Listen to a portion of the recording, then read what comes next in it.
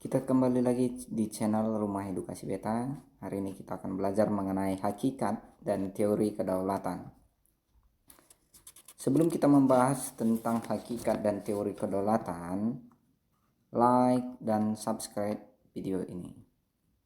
Langsung saja, hakikat dan teori kedaulatan. Yang pertama, pengertian kedaulatan. Menurut pendapat Jean Bodin, seorang ahli tata negara dari Prancis yang hidup di tahun 1500-an, kedaulatan adalah kekuasaan tertinggi untuk menentukan hukum dalam suatu negara. Kedaulatan memiliki 4 sifat pokok, yaitu asli. Asli artinya kekuasaan tidak berasal dari kekuasaan lain yang lebih tinggi. Jadi asli itu kekuasaan tidak berasal dari kekuasaan lain yang lebih tinggi. Baru bagian B itu permanen. Permanen artinya kekuasaan itu tetap ada sepanjang negara tetap berdiri, walaupun pemerintah sudah berganti. Bagian C, tunggal. Tunggal artinya kekuasaan itu merupakan satu-satunya dalam negara dan tidak dibagikan kepada badan-badan lain. Baru yang bagian D itu tidak terbatas. Tidak terbatas artinya kekuasaan itu tidak dibatasi oleh kekuasaan lain. Negara yang berdaulat adalah negara yang mempunyai kekuasaan tertinggi atas suatu pemerintahan negara.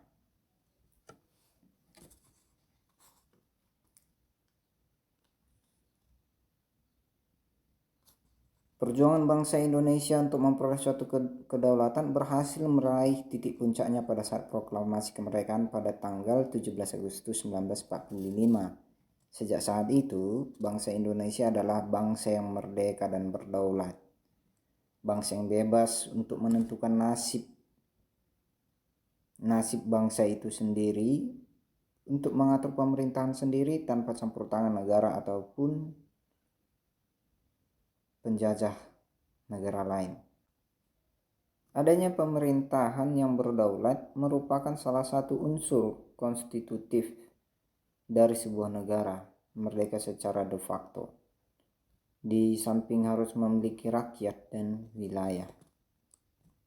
Kedaulatan atau kekuasaan tertinggi suatu negara terdiri atas 2 bentuk, yaitu kedaulatan ke dalam, yang artinya bahwa bangsa yang merdeka memiliki kekuasaan untuk menyusun dan mengatur organisasi pemerintahan sendiri menurut kehendak bangsanya sendiri, serta kekuasaan untuk mengelola semua yang ada di wilayahnya yang mengandung sumber daya alam, baik di darat, laut maupun udara, untuk kemakmuran rakyatnya tanpa campur tangan negara lain berdasarkan peraturan perundang-undangan yang berlaku. Itu kedaulatan ke dalamnya. Baru ada kedaulatan keluar. Kedaulatan keluar berarti mempunyai kekuasaan untuk berhubungan dan bekerja sama dengan bangsa lain tanpa terikat oleh kekuasaan lain. Contohnya, pelaksanaan kedaulatan keluar antara lain mengadakan perjanjian dengan negara lain, menyatakan perang atau perdamaian, ikut serta dalam organisasi internasional dan sebagainya. Contohnya kalau Indonesia itu ikut dalam ASEAN, APEC, baru ikut dalam PBB. Itulah kekuasaan keluar, kedaulatan keluar ya. Kita masuk ke bagian kedua, itu teori kedaulatan. Pun teori-teori kedaulatan tersebut diantaranya sebagai berikut.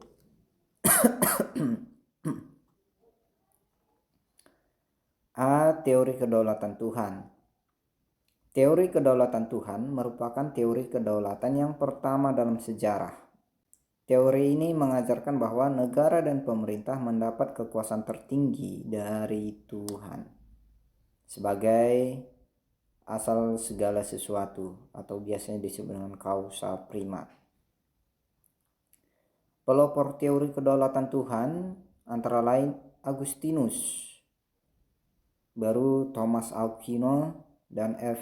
Hegel. Baru teori kedaulatan raja. Peletak dasar utama teori ini adalah Niccolò Machiavelli melalui karyanya Dua Prinsipal.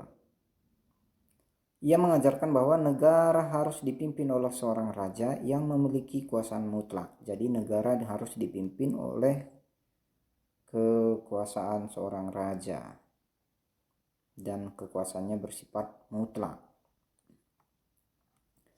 Baru ada namanya teori kedaulatan negara.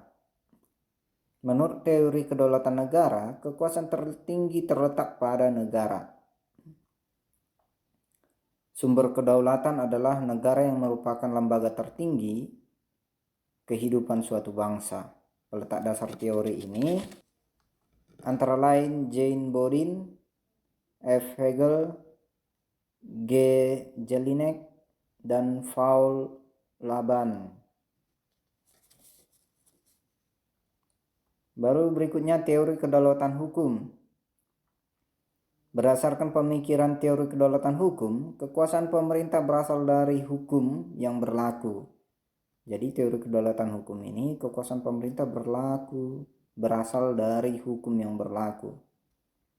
Hukumlah baik tertulis maupun tidak tertulis yang membimbing kekuasaan pemerintah. Pelopor teori kedaulatan hukum diantaranya Hugo de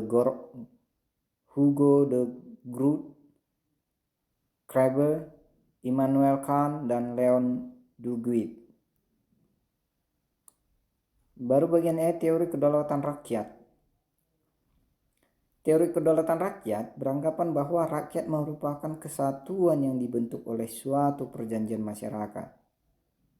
Kemudian sebagai pemegang kekuasaan tertinggi, rakyat memberikan sebagian kekuasaannya kepada penguasa yang dipilih oleh rakyat, dan penguasa tersebut harus melindungi hak-hak rakyat. Tokoh yang mengemukakan teori ini adalah Montesquieu dan J. Rousseau.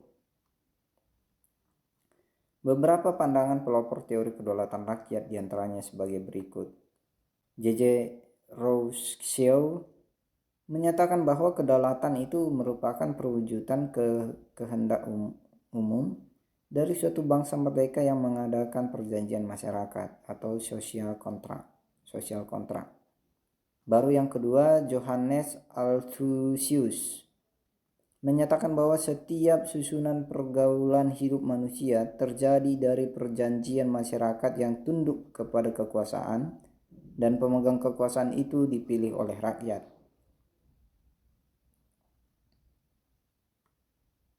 Berikutnya itu John Locke menyatakan bahwa kekuasaan negara berasal dari rakyat, bukan dari raja.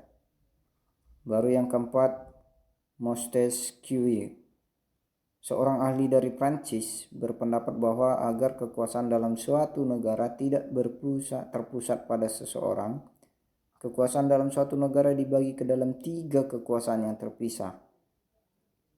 Spirit of power. Pembagian kekuasaan dalam negara dibagi atas 3 kekuasaan, yaitu yang pertama kekuasaan legislatif.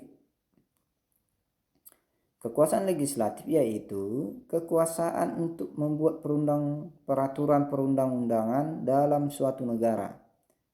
Jadi kekuasaan legislatif ini kekuasaan untuk membuat peraturan perundang-undangan dalam suatu negara. Baru yang kedua kekuasaan eksekutif, yaitu kekuasaan untuk melaksanakan peraturan perundang-undangan yang berlaku. Kekuasaan eksekutif sering disebut sebagai kekuasaan menjalankan pemerintahan. Baru yang bagian C, kekuasaan yudikatif.